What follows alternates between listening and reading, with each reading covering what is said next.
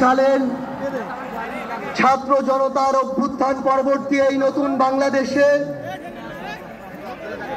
বাংলাদেশ জামায়াত ইসলামী কর্তৃক আয়োজিত আজকের এই জাতীয় সমাবেশে বাংলাদেশের ছাত্র জনতা, আমার অভ্যুত্থানের সহযোদ্ধা, জাতীয় নেতৃবৃন্দ সকলকে জাতীয় নাগরিক পার্টি এনসিপির পক্ষ থেকে সশ্রদ্ধ সালাম। আসসালামু আলাইকুম ওয়া রাহমাতুল্লাহ। সংগ্রামী সহযোদ্ধারা, অভ্যুত্থানের 1 জুলাই পেরিয়ে আমরা আরেক জুলাই এসে উপস্থিত হয়েছি, কিন্তু বাংলাদেশ থেকে মুজিববাদীদের ষড়যন্ত্র এখনো শেষ হয়নি। গোপালগঞ্জে এখনো মুজিববাদীদের আস্তানা ঘিরে রয়েছে। মুজিববাদীরা এখনো বাংলাদেশের বিভিন্ন জায়গায় সক্রিয় রয়েছে। এই মুজিববাদ একটি শুধু আইনি ভাবে এই মুজিববাদের মোকাবেলা করা যাবে না। আমাদেরকে অর্থনৈতিক ভাবে, রাজনৈতিক ভাবে, সাংস্কৃতিক ভাবে এই মুজিববাদের কোমর। আমাদের মধ্যে রাজনৈতিক মতপার্থক্য থাকতে পারে, কিন্তু এই মুজিববাদের প্রশ্নে, এই স্বৈরাচারের প্রশ্নে অভ্যুত্থানের সকল শক্তিকে ঐক্যবদ্ধ থাকতে হবে। সংগ্রামী সহযোদ্ধারা, এই বাংলাদেশে আবারও নতুন করে মুজিববাদী ভারতপন্থী শক্তিগুলো এখন সক্রিয় হচ্ছে। আমাদের মধ্যে মতপার্থক্য থাকতে পারে, কিন্তু এই বাংলাদেশে বাংলাদেশপন্থী ব্যতীত কোন দেশপন্থী, কোন বাদপন্থী, কোন শক্তির আর জায়গা হবে না। সংগ্রামী সহযোদ্ধারা, এই বাংলাদেশে আর ভারতীয় আধিপত্যবাদের জায়গা হতে দেয়া যাবে না। অন্য যে কোনো দেশের নামের কোন আধিপত্যবাদের জায়গা এই বাংলাদেশে হতে দেয়া যাবে না। সংগ্রামী সহযোদ্ধারা, হাজারের অধিক ছাত্র জনতা জীবন দিয়েছে। আমার হাজার হাজার সহযোদ্ধা আজকে আমার সামনে রয়েছে।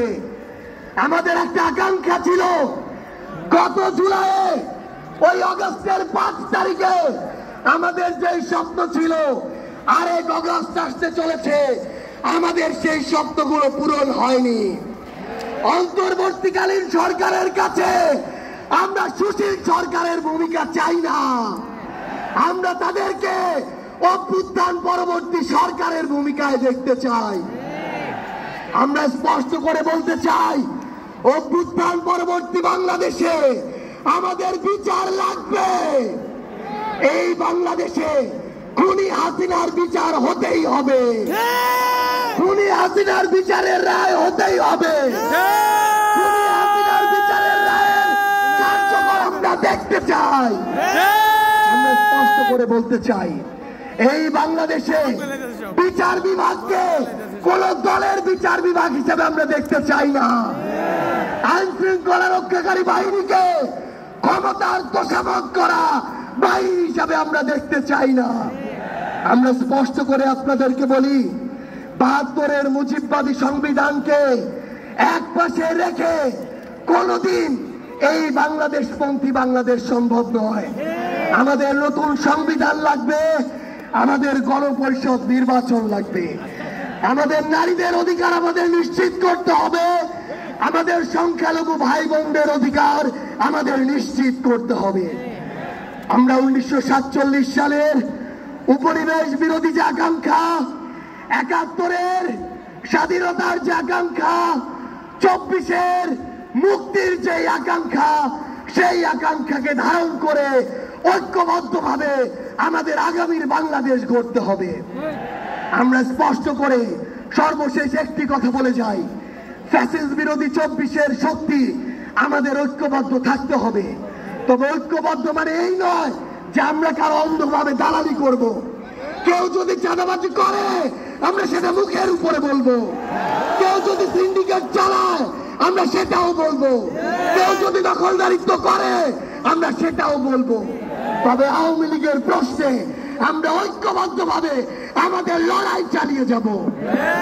সংগ্রামী সহযোদ্ধারা, রাজনীতিতে প্রতিদ্বন্দ্বিতা থাকবে, প্রতিযোগিতা থাকবে, কিন্তু রাজনীতির যে সৌন্দর্য, এই সৌন্দর্য যেন আমরা ধারণ করি, তাহলেই আগামীর বাংলাদেশ সামনের দিকে এগিয়ে যাবে।